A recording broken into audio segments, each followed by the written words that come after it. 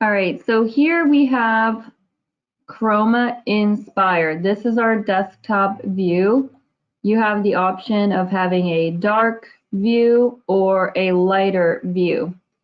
If you go into your tools, general options, here you can change the theme.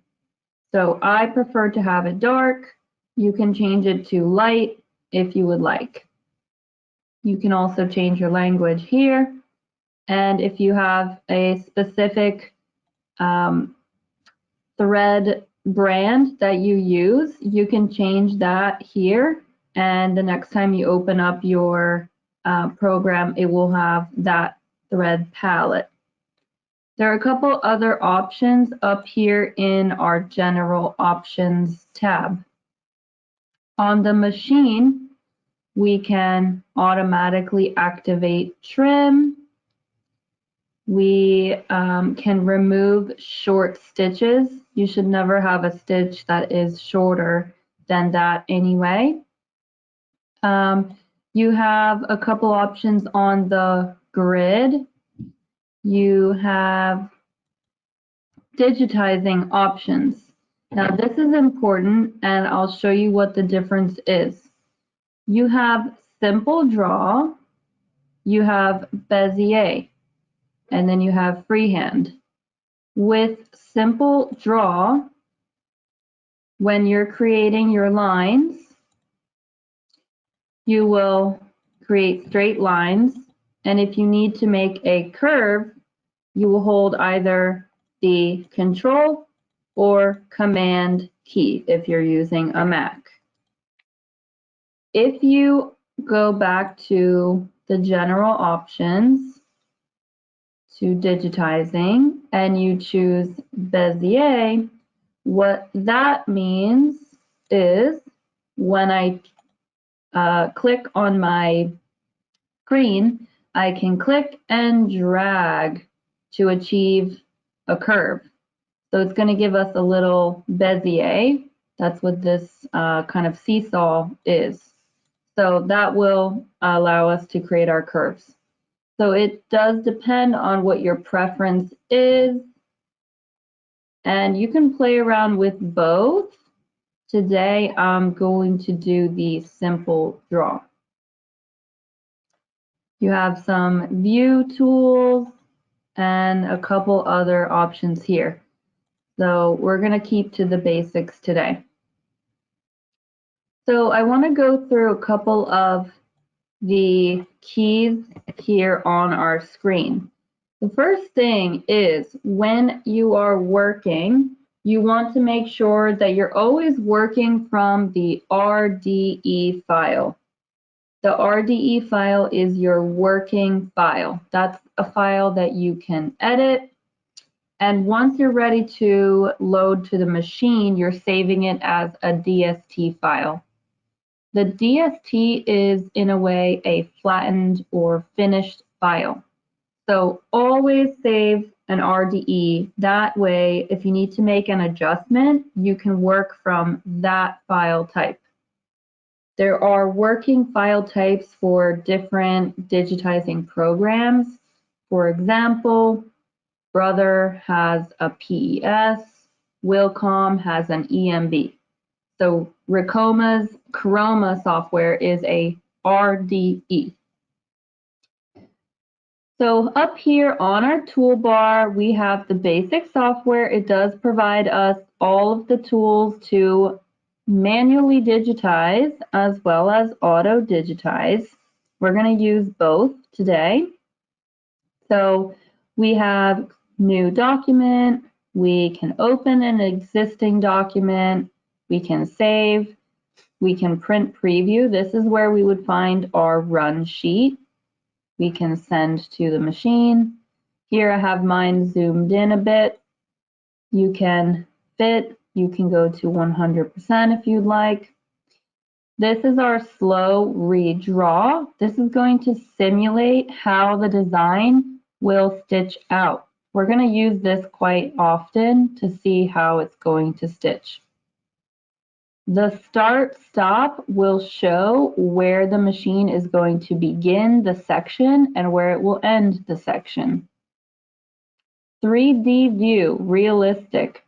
This will give us a realistic view of our stitches.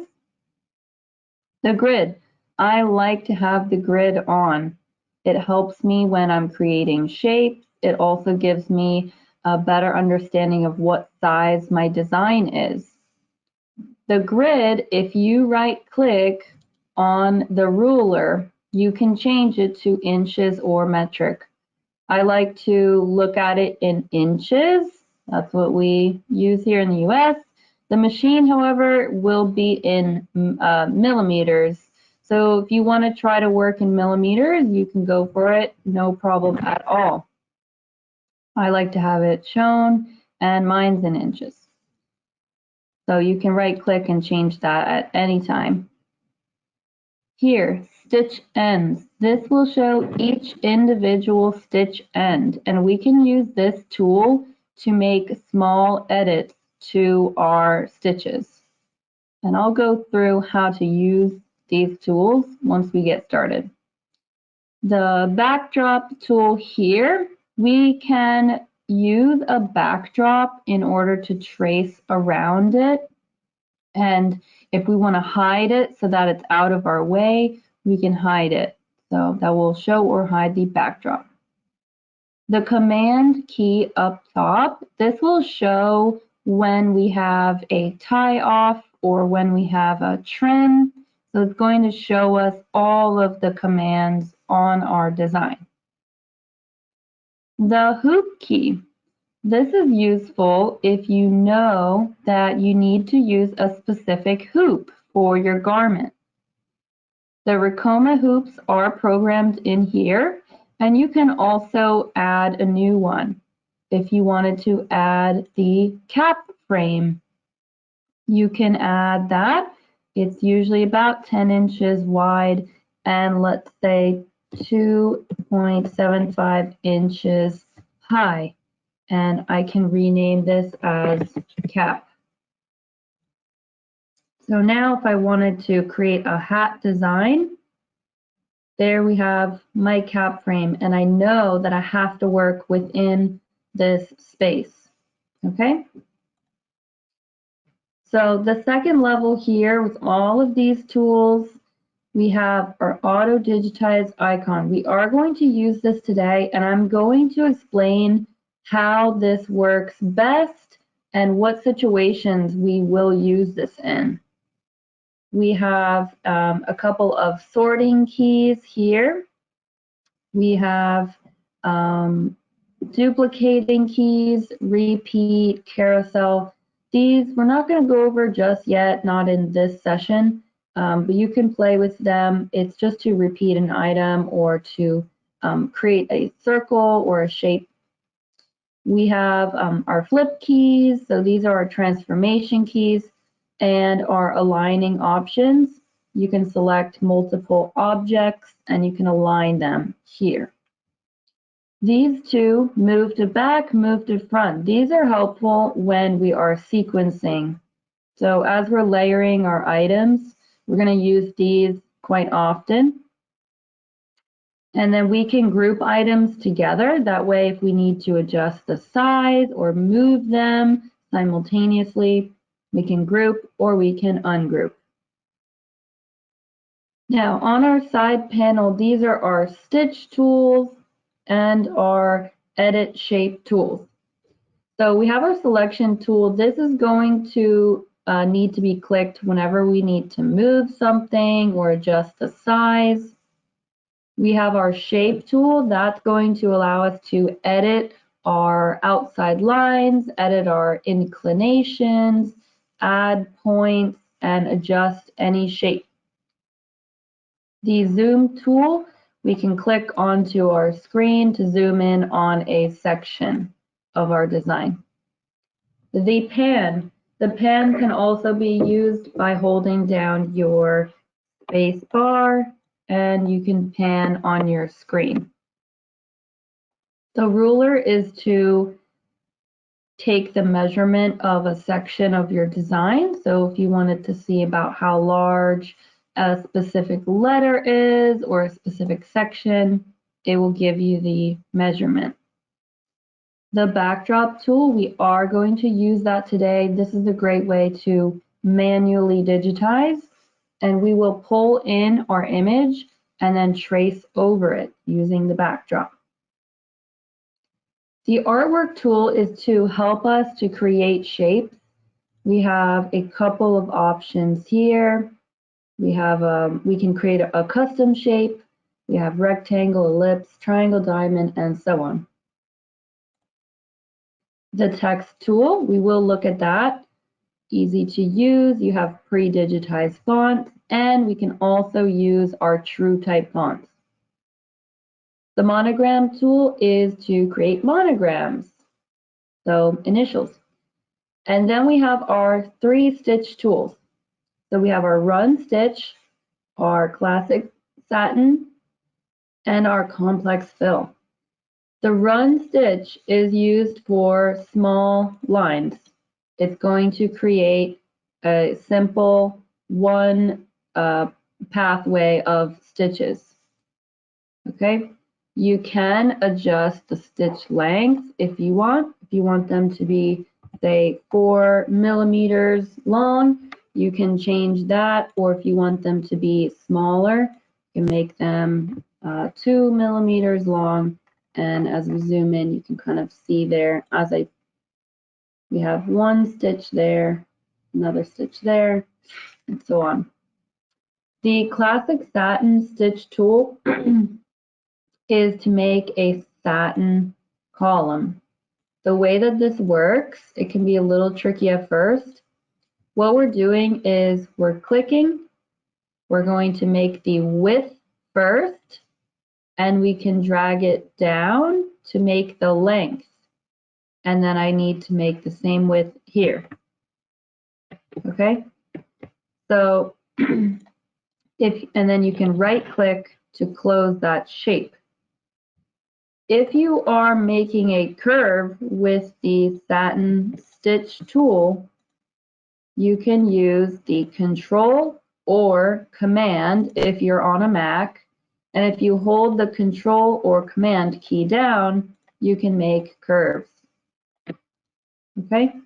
And we can always edit any of our shapes with our shape tool.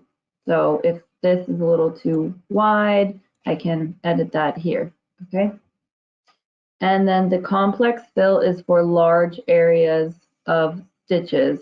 We can make any shape we would like with this tool, and you're just finishing it off by, again, you're right-clicking, and that will finish the shape. And we can also change the shape with our shape tool. If I need to edit it, I can move the lines. And after I move the lines, I can either just right click and it will fill it in. That's the easiest way. And another thing is you can also add extra points. If I wanted to add a point here, that way I can edit this a little bit more. I can add a point. I can add a point anywhere on the outside line. Okay, so those are our basic stitch tools. We are going to use just about all of them today. So what we're going to do first is we're going to use both our manual stitch tools and our auto digitize tool to create a little fruit basket. That's what our design is today. So it's very simple, but we're going to see, how we can use all of our tools here. First, I'm going to open up, I'm going to use a backdrop to make this design. So when you click on the backdrop, you're going to see all of your files. So you have either JPEG, SVG, or PNG. The one we're using today is a JPEG.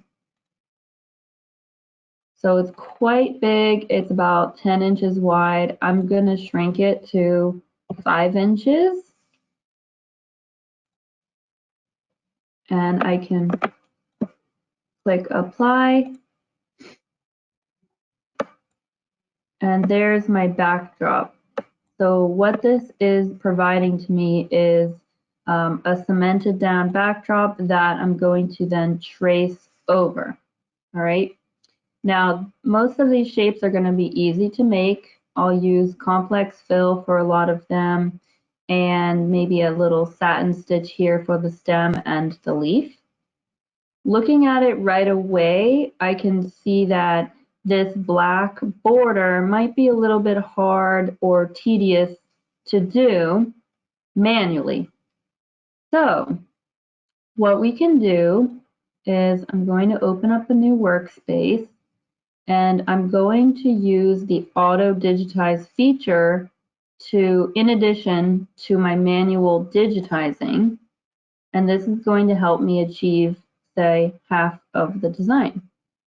I'll select my fruit basket here. I'll go next. I already resized it, so I do want to do the same, making it 5 inches wide. I'll click next. And here you're going to see a color reduction screen. The program is picking up on these gradients.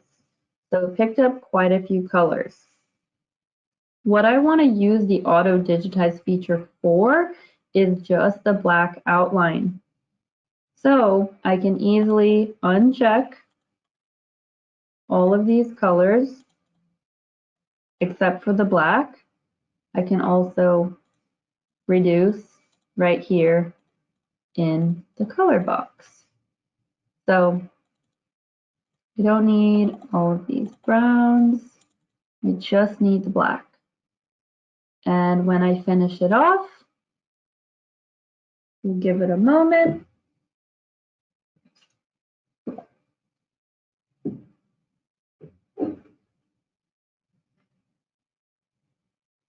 And there we have my outline. I am going to turn off the stitch ends, and we can turn on 3D view. So it looks pretty good. Now let me zoom in a bit because we still need to make a couple of small adjustments. You can see that the stitches are quite far apart. That would be the density. The density means the distance in between each stitch. So there is a half of a millimeter in between each stitch. I want to lower that, and that way it's going to look a little bit thicker. So I'll lower it to 3. Now I can see, okay, that looks much better. I can click on my shape tool, and when I zoom in, I see a couple different dots. I have a blue dot. That is a shape. That's a tool where I can adjust the shape of the object. I don't want to adjust that, so I'm going to leave those.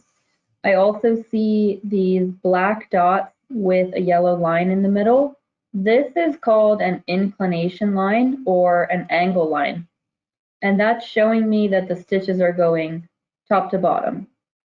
If I look, say, over here, I see the stitches are going left to right. So some of these might need to be adjusted at times. If you can see here, I have 2 of them. This one might just need a little adjustment there. And if we look at, say, the bottom section here, I have one that's going up and down, one's a little slanted. So these are things that you will need to adjust after you use the auto digitize feature. Okay, for the most part, it looks pretty good. I can definitely zoom in on each section and just give it a check. So if I want to zoom in here, let's check it out, see how it looks.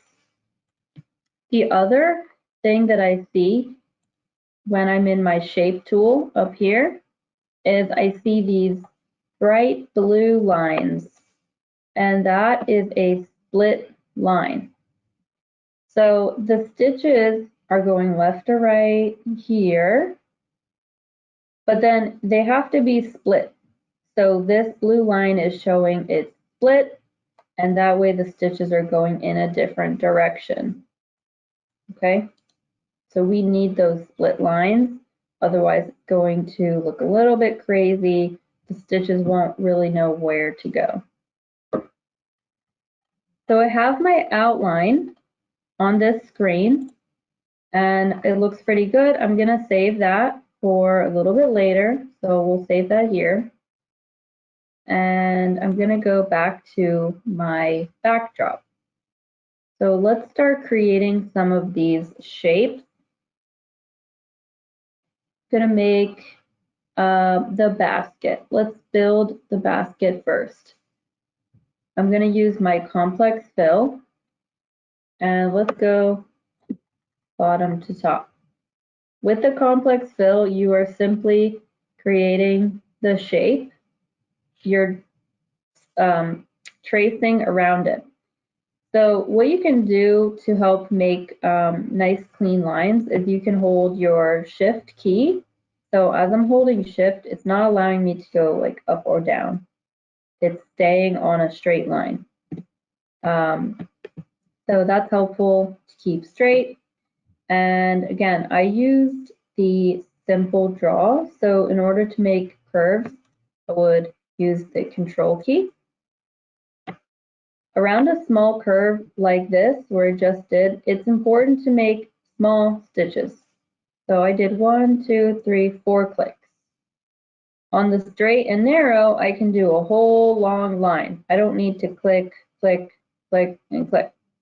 So I can make a straight line. Oops. Can do undo. Nice. Oops. Well, see, sometimes it doesn't go your way. All right, let's do it again.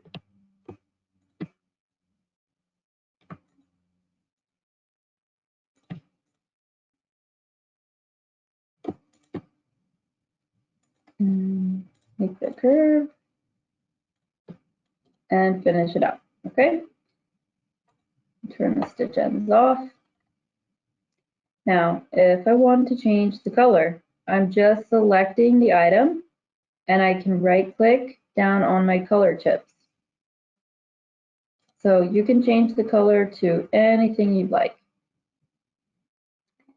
If you need to add some colors, like let's say we need a red. We don't really have a red here. I can add a color chip. I can double click and I can choose a red. I can also change any of these current color chips. If I want to change this to a darker purple, I can change it. If I want to change all of these colors and keep them so that every time I open up my screen, those colors show, you can simply click on this 3-dot icon all the way at the bottom right, and you can make current default.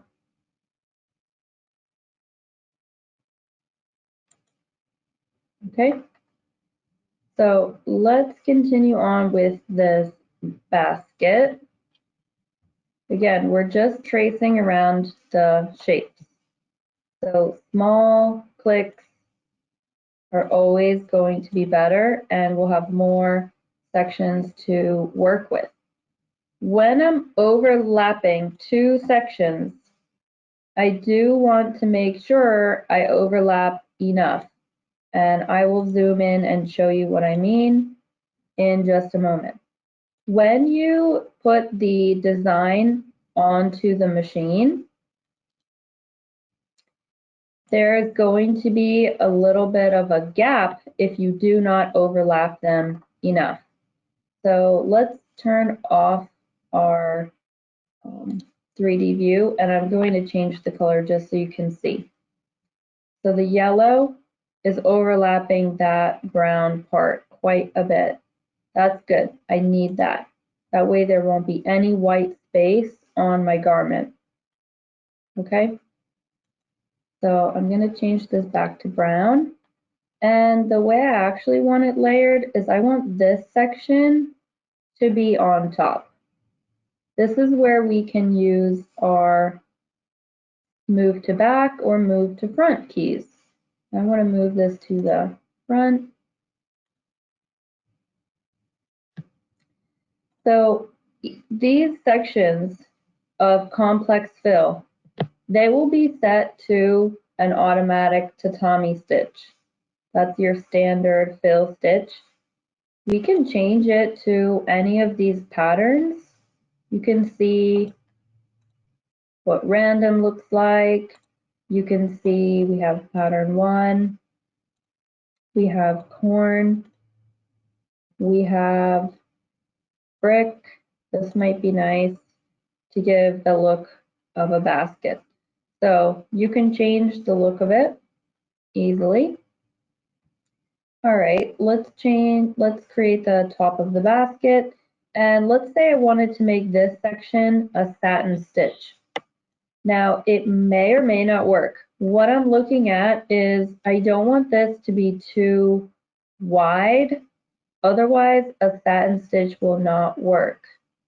The machine cannot create a long stitch. Like it has to be under a certain length. So that's why sometimes with a satin, it might not work well. And I'll give you an example. I'm going to trace this out pretty quickly just so we can see what I mean.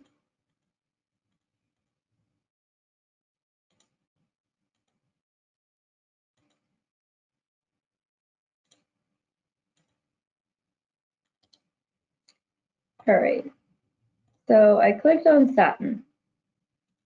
I have to select the item and let's choose satin. All right, that looks crazy. So the reason is if I click on my shape tool, the stitches are trying to go from left to right. The machine cannot jump that far with one long stitch. But if I moved this, the direction of the stitch from left to right to up and down, and I right click, that works. So I could keep that as a satin stitch. And I'll change the color. Okay, so let's say we have our basket, and now we want to make these shapes. So you guys can easily create these shapes with your complex fill tool. I do want to show you another way to make shapes quickly and easily. If I use my artwork tool, I'm going to make an ellipse. Let's make this apple. I can make a perfect circle if I hold down the Control or Command key.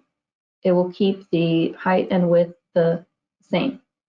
If I want to make a different type of ellipse, I can just release that Control key and it will make, say, like an oval or another kind of shape. So let's make a rough circle, and I'm just going to show you off to the side. This is just an artwork. This is not stitches. It's just a shape. What I can do to this shape here is over in our right-hand pane, I can change it from an outline to, say, a fill. It's still just an artwork. This is not stitches. So I have it as a fill. It's completely opaque. That's good. And I don't need the stroke color. That's the outline. I don't need the outline. I can just remove that. Now, if I have this item selected, I can easily click on Auto Digitize, and it will auto digitize. Ooh, I'm still on satin. Let's change it to tatami. It quickly auto digitized that circle. So if you're trying to make a complex fill in a perfect circle, The artwork tool in combo with the auto tool will help you to achieve that. Now I have my circle. I don't need this. I can delete this. And with my circle, I can change the shape. I'm going to make it red. And I can change the shape using my shape tool. So let's click on the shape tool. And here, the stitches are going a little diagonally. That's fine. I'll leave it. I can add a point. That way I can adjust the shape. I can probably move this one just here. I can add a point there, pull it out, and just fit it exactly to the shape of this apple. Now down here, I don't quite need all of this overlap, so we could just pull it up a little bit. I can add a point.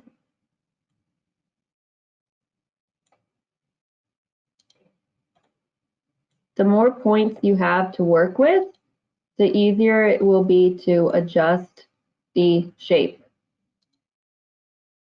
And there's my apple. So what I'm going to do now is I need to send this to the back, right?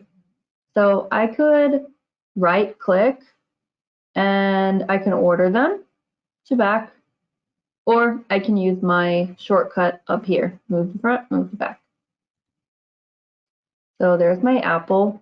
And let's just say we wanted to use a different look. We have all of these options to work with, okay? Now let's move to the leaf and the stem. I'm going to make this satin stitches. I can click on my classic satin stitch tool, and the stem will be quite easy. I'm just making a little column. And now the leaf, let's start from the bottom. And we do want to make some curves. So I am holding down my control key. And I'm just tracing around that shape. Okay. Change the color. Oh, make it green. Make this brown. And let's send them both to the back. I can hold my control key and select both objects. So control for PC or command for Mac. And I can send them both to the back. So you get the gist of how we're creating these shapes, how we're creating curves, what type of stitch we're using for each section. I could make the stem and the leaf a complex fill. That would work just fine. What I wouldn't do is make this apple a satin stitch. It's far too wide. Okay. Now let's say we created the other shape, and I could take this, my outline, copy it, and I can paste it here on my work table.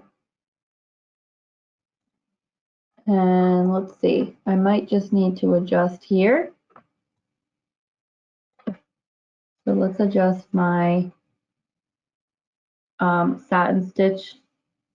If you hover over each section on the right hand panel here in your sequence pane, it will show you which object you're hovering over. So if you need to select something easier, you can hover here. So I want to select this item. You can also hide items. If I wanted to hide anything, I can just click on the eye. Or if I wanted to lock something in place, and that way I'm ensure I don't move that item, I can lock it.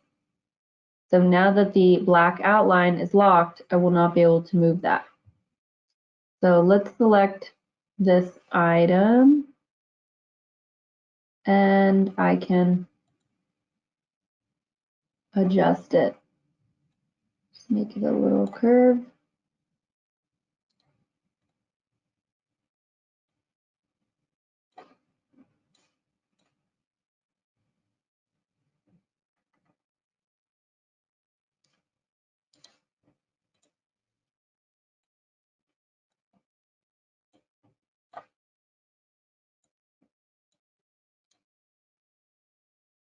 Better.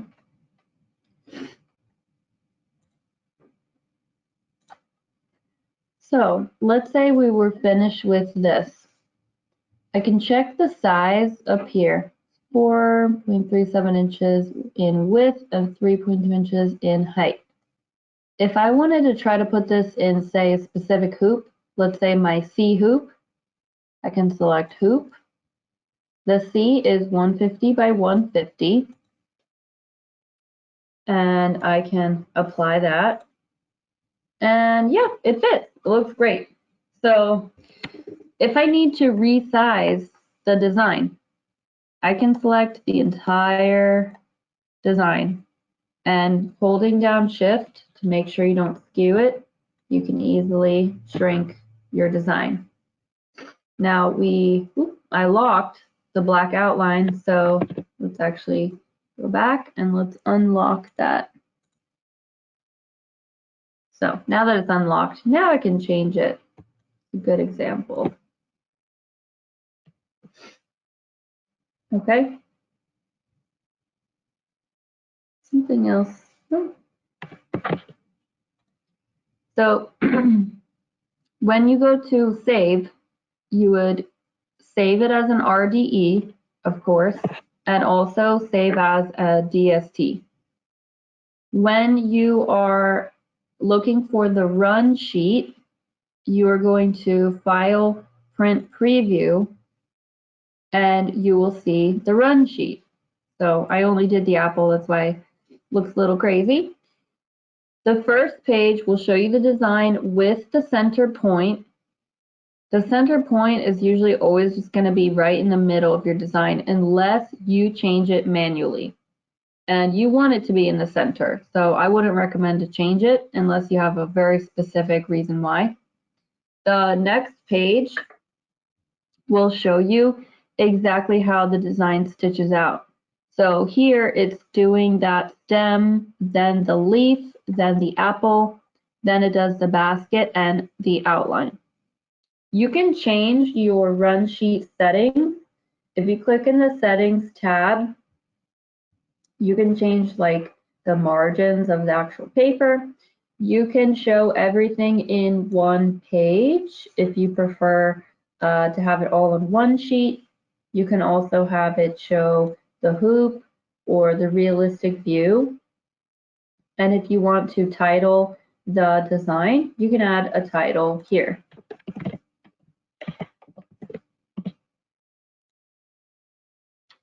So now when I look at my run sheet, it shows me the hoop because I selected C, and it shows me each step right here.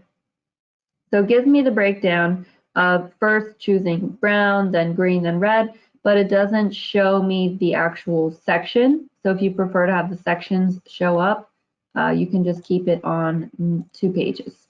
Okay? So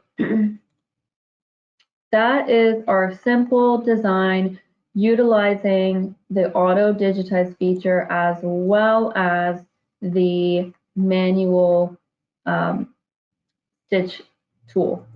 So let's see, I'm gonna look at some of your questions now, and I'm gonna show you a couple of answers on your questions. So the settings that I recommend, it is really up to you. I would recommend to try both as far as the Bezier versus simple draw. You might find that you prefer to have the Bezier where you can click and drag, or if you like holding the control to create your curves, that might work better for you. So it's really up to you. And again, you can find that in the tools, general options, digitizing, and in the outline input mode. So here now I can click and drag. And to close our shapes, we always right click. At the very bottom of your screen, at the very bottom left, you will see that it gives you shortcuts. So right now, if you look at the very bottom, just below the color chips, it's telling me that I could click H to enter a hole. I can enter or right click to be done, and things like that. So I just clicked H, and so if I'm drawing my shape, all right, let's start over.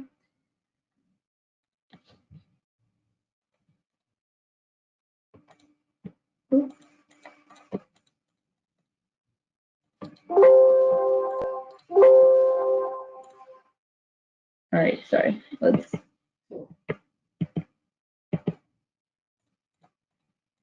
here's our shape. And if I need to make a hole, you can add hole this way. It's going to open up a section of that complex fill. Okay.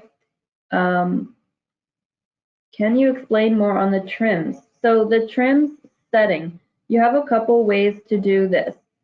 On your screen, if you have an object that is next to another object of the same color, it's going to create a jump stitch. As we do a slow redraw, we can see it does the first section, and then the second. Actually, it didn't make a jump stitch there. It's just about 20. Okay, let's make them a little closer. So you can change your trim settings over in the Commands tab. So you can say that the end command of this object is to trim, and that will trim the object. You can also go to your tools, your general options, and here you can activate a trim if it's longer than a certain length. So under 20 millimeters though, it's automatically going to jump, which makes more sense because you don't want the machine to be trimming too often. Things can start to unravel actually. So with any like letters that are small, you actually want there to be a jump stitch. Most of the time, you're not going to really notice, and if you really do notice, you can always trim them off. It will save you time actually.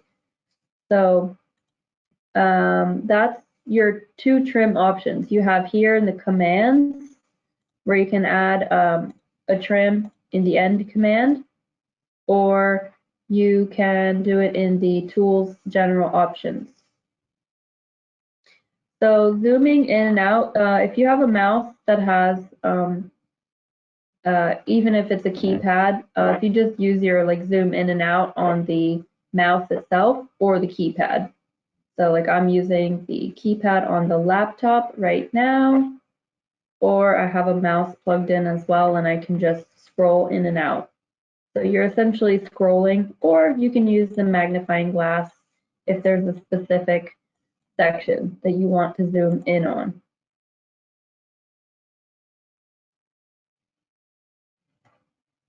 What are the keyboard shortcuts you mentioned? The keyboard shortcuts, so what you have to look at my screen, and because I can't point to them, it will only show up if I'm actually making a, if you look down at the very bottom right here, see where my mouse is kind of on the very bottom left. Let me actually, I can draw here. So you see that where it says input complex fill, H hole, enter, right click, done. that's where you have your shortcuts. And we have a shortcut list as well that we can send to you guys. We are just making it look nice and pretty for you. So, and you said the color default. So, let me get rid of my pen. Okay. The color chips. So let's go over the color palette options, because this can be really helpful if you're using a specific oh, yes, so let's talk about color first, and then I'll answer your other questions here. The color palette options.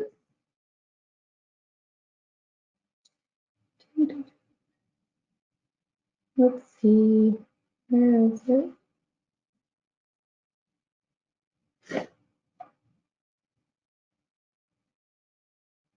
Oh.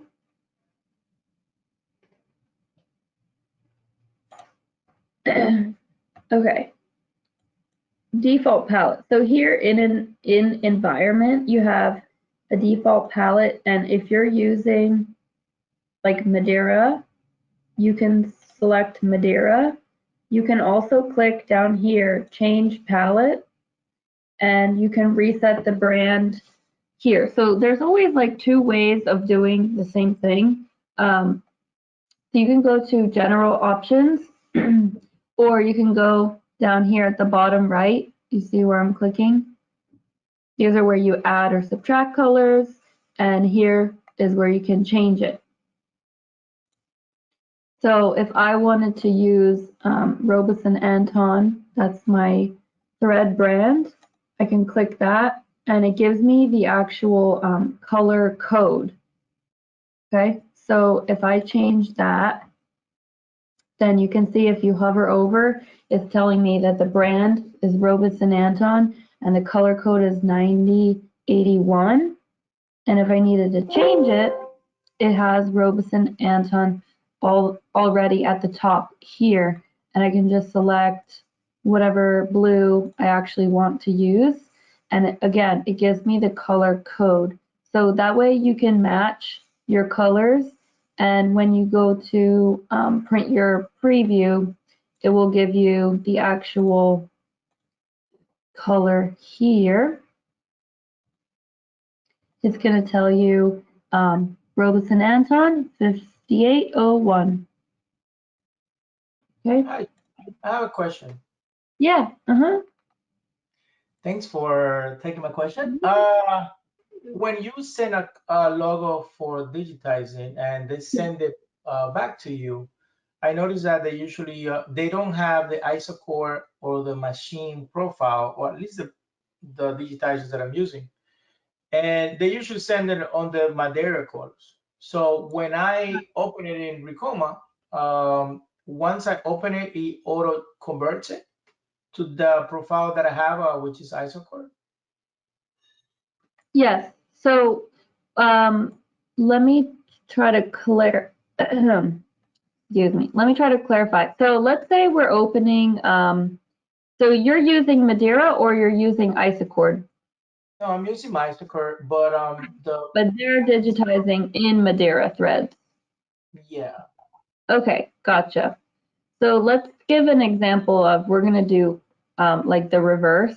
So I'm going to open up a file that is digitized with Isocord, but let's say I want to reverse it and change to Madeira. So this file here